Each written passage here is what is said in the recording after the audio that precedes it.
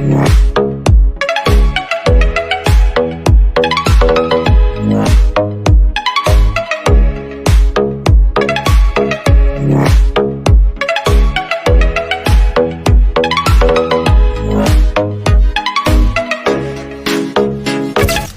guys! Welcome back to my YouTube channel. Samahan niyo ako sa panibagong adventure dito sa Bolinao, Pangasinan. Isa ito sa mga underrated destination sa Northern Luzon.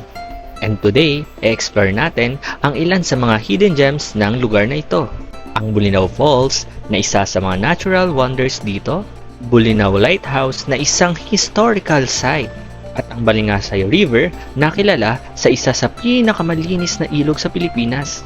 At syempre, hindi kumpleto ang Bolinao trip kung walang Patar Beach. Kaya tara na! Let's explore Bolinao together! And please, don't forget to like, comment, and subscribe, and enjoy the video!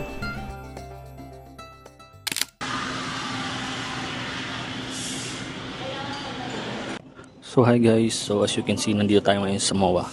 And ito, minom tayo ng gatas kasi naabutan tayo ng ulan. Sabi nga nila, this is the day, but not my lucky day. So, this time, joiner's trip ang pinili ko. Kaya kailangan maaga talaga sa meet-up point. Ang meeting place namin, Mall of Asia. Dahil ayaw kong malate, umalis ako ng bahay ng maaga. Pero guess what? Habang nasa biyahe pa lang ako papuntang meet-up, biglang bumusang sobrang lakas ng ulan. As in literal na parang ayaw ako paalisin ng universe that day. Good thing, nakarating pa rin ako sa oras. Nag-book ako ng joiner package kay biyahe ni Cyril. Super convenient at budget friendly. so kailangan ko makapagkilala kasi wala pa akong kakilala dito eh. Nasaan na tayo? Ngayon is nasa ano kami? Pampanga na tayo? Oo, Pampanga natin. Mexico, Pampanga. Nandito na kami sa Mexico, Pampanga. Update ko kayo later if ano mangyayari sa amin. Kasi alas 2 pa yung check-in namin.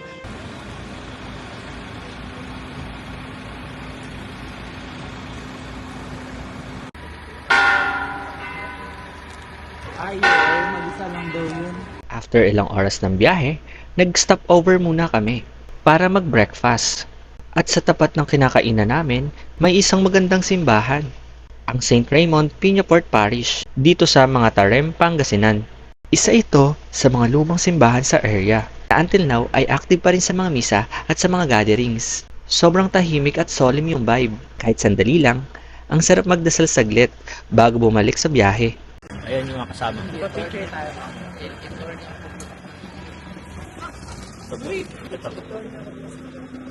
Nina.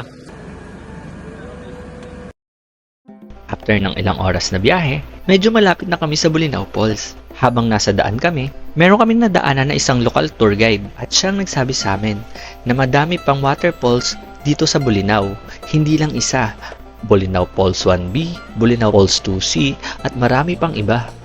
At may mga falls din na pwedeng i-trek kung gusto mo ng nature adventure.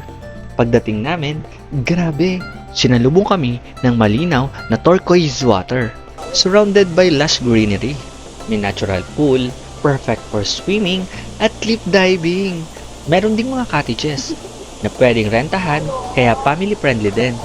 Presko ang tubig at hindi sobrang lalim, kaya pwedeng enjoyin ng kahit sino. Isa ito sa mga spot sa Bolinao na hindi mo pwedeng palampasin. Perfect combination, relaxing vibes at naturescape.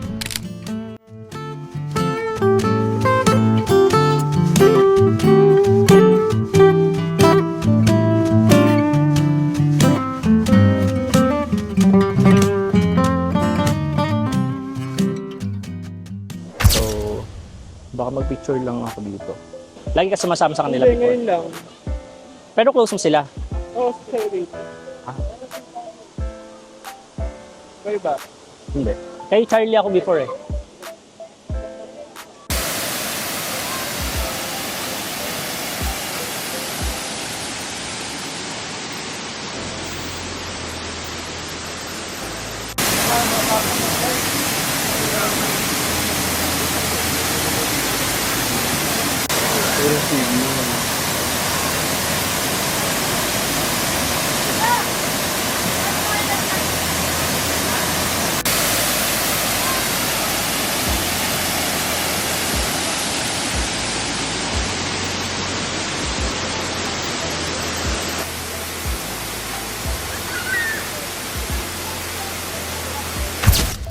After namin mag-relax at mag-picture sa Bulinaw Falls, dumiretso na kami sa tutuluyan naming place, ang Chalaroste.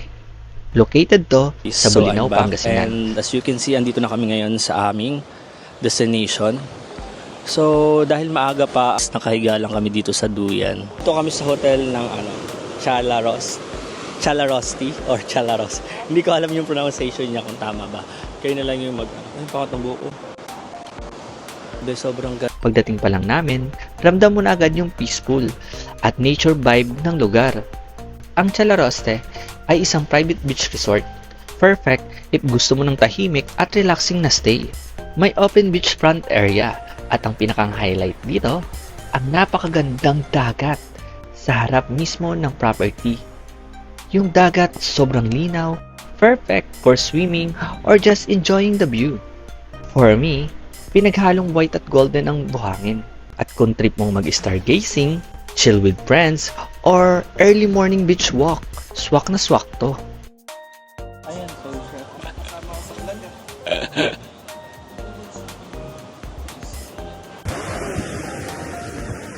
Kami ng kainan. Dahil mamaya pa ang aming check-in. Alas 10 pa lang pala. Sobrang aga namin na baga. 2 minutes na lang mamaya. So, napakadaming resort dito sa Bulinaw, as in, sunod-sunod siya magkakadikit. Saka maganda rin yung sand nila, okay lang. Like normal. Hello guys, so as you can see, nagagala-gala ako para tingnan yung mga amenities nila dito. Ayan, meron silang pool. Ayun.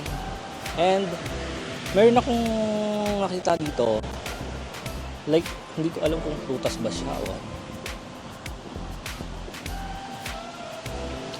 May mga bunga.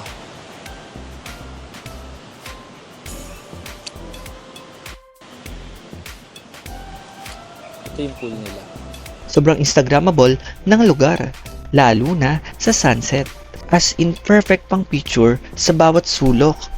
Lalo't inspire ang lugar na to sa Santorini, white and blue color. Kaya kung gusto nyo ng lugar na tahimik, may magandang view at may beach access pa, Chalarosti is the perfect spot to rest and to recharge.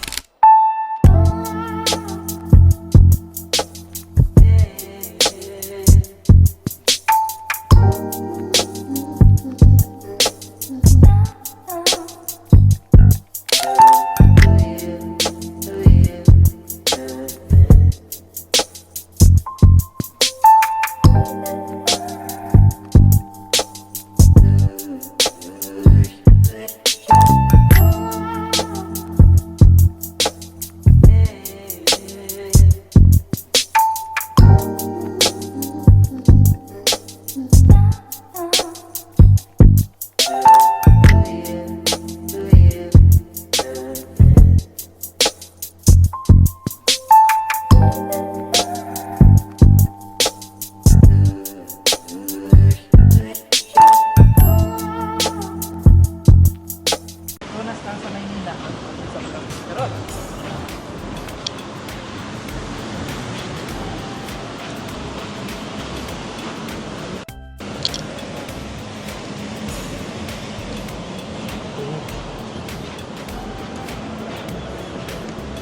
So, ang ganda dito as in, like, dahil ang paganda siguro sa lugar na to is yung, yung color white, pure white lang talaga. Tapos yung sands niya, hindi kasi black, golden yung sand niya. Pero sabi nila white daw yan. Pero tingin ko kasi sa, golden. So, tomorrow is, meron pa rin kaming, may mga pupuntahan pa rin naman kami dito. Guys, hindi rin ako masyadong nakapag-vlog dun sa Bulinaw Falls kasi alam mo na kapag joiners ka lang, medyo nakakahiya kapag nagpaantay ka sa kanila. So, ayoko naman magkameron ng conflict dahil sa akin. So, hindi na lang ako nagpalipad ng drone doon kasi ako pa naman, pag nagpapalipad ako ng drone is gusto ko yung talagang, alam mo yun, yung ayos, yung pagkakatake ng mga video. Ayoko madaliin. Ganda ng vibes dito, like yung parang mga puno niya, ang ganda-ganda, as in yung mga halaman niya sa paligid, ang ganda. hindi siya ganun kainit ngayon. Kaya nakapag-vlog ako dito sa labas. Kita ulit tayo later or tomorrow if sipagin ako gumawa ng video, okay? So, see you guys. So guys, as you can see, andito na kami. Nakapag-check-in na kami at ito yung mga rooms namin. So, hindi ko mapakita yung loob ng room namin. Pero, dahil meron ako mga kasama so, sa iba na lang tayo pumunta, ibang room. Meron naman akong kilala na nag-avail ng isang room, di ba? Guys, so ayun, andito ako. Sige, mag-ano ka, magbablog lang. Hindi, ito, room tour lang kita. So, eto po yung nire. Dito. Ayaw mo yun? Ayaw mo yun? Ano? May tao kayo doon. Basta, mamaya lilipat na lang ako pag di ko kaya. Dito pa naman. Inabil niyang room, ito po. So, ayan, may 3 po siya. Siya lang po mag-isa dito. And nagkakahalaga po ito ng 3,000 pesos. Nakakadala kami, vlog pa pati yan. 3,000? Kasi 1,000 per bed. Medyo, magkano? Isipin nyo, sa dito naman hindi nagastos. Medyo may kamahalan siya. I mean, nakaligo na yata siya. Hindi pa ako maliligo. Nasi-CR lang ako. Tapos matutulog muna ako sa taas. Titingnan ko kung feel ko matulog dun, tapos pababa na ako. Hindi, para makapagpahinga ka kasi hindi ka makakapagpahinga sa akin. Magsasalita akong magsasalita. Kaya makapagpahinga ka. CCR lang po ako dito kasi dun sa kababa. Walang tulo. Dito malakas ang tulo. Perfect ka talaga. Nagkuha ka dito sa baba. Walang mga tulo dun. Maliligo muna ako. Bye. So ayun guys, as you can see, pababa tayo ngayon dito sa beachfront. Beachfront kasi itong lugar na pinuntahan namin. So medyo tipsy na kasi medyo nakainom na. Batera. Parang ikaw. Asan na yung drone mo? Parang ikaw yung be, yung harbatera. Harbatera po siya. Harbatera ng tao. Simonin. Harbatera po sa... Guys, pauwi na po kami. Hindi.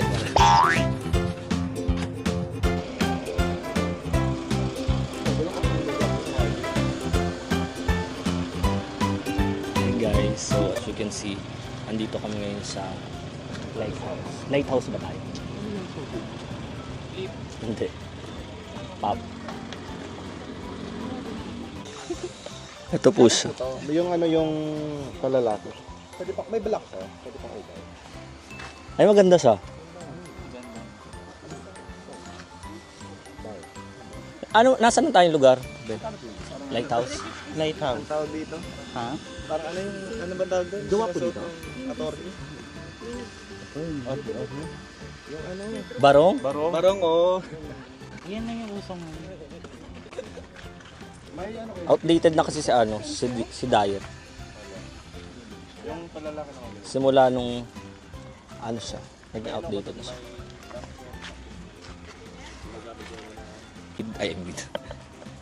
I'm with my friend, with Kit. Magkasama kami dalawa. So, nakasum in pala tutang.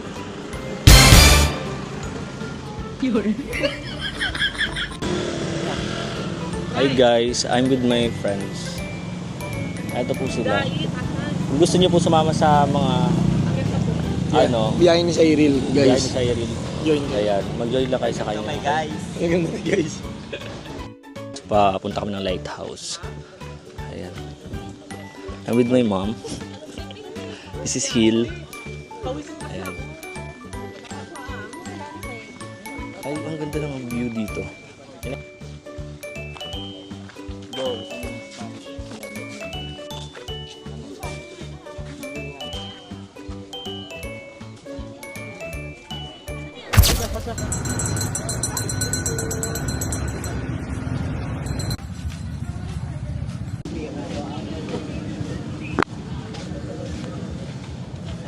Hello guys.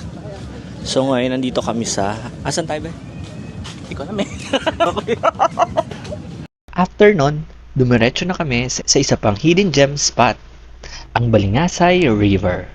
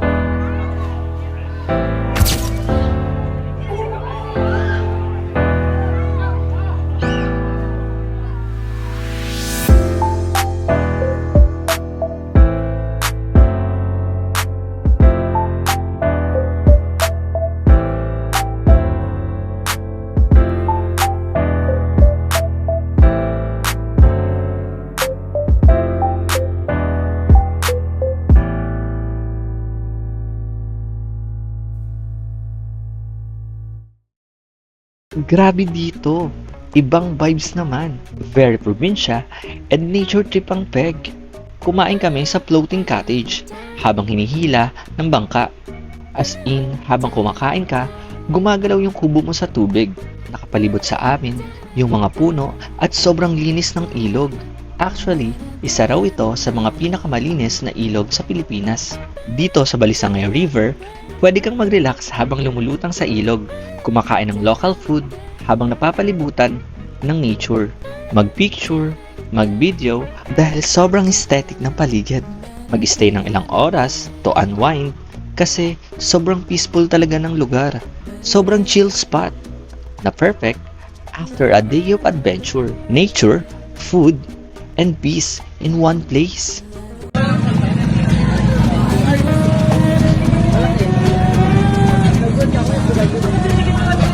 Para siya health center na malaki.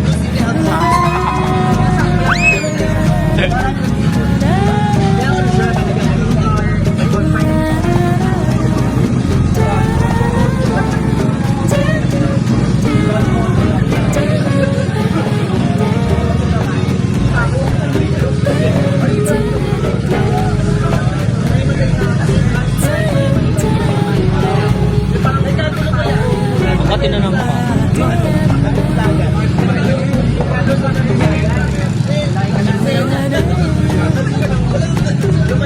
Hi guys, vlog takeover. Bali ngayon nandito na kami sa floating balsa for our lunch time. Kasi dapat pwede mo siyang gawin na ano. After namin kumain sa Balingasay River, dumiretso na rin kami pa uwi. Medyo pagod pero masaya. Sulit na sulit talaga ang buong trip. Lahat ng spots dito sa Bolinao, Pangasinan ay may sariling kanyang ganda. Ang pinaka natutunan ko sa trip na to, hindi natin kailangan lumayo para makahanap ng peace at adventure. Nasa simpleng lugar lang siya, katulad ng Bolinao. Thank you sa pagsama sa amin sa adventure na to. And don't forget to like, comment, and subscribe for more travel stories. See you on the next trip.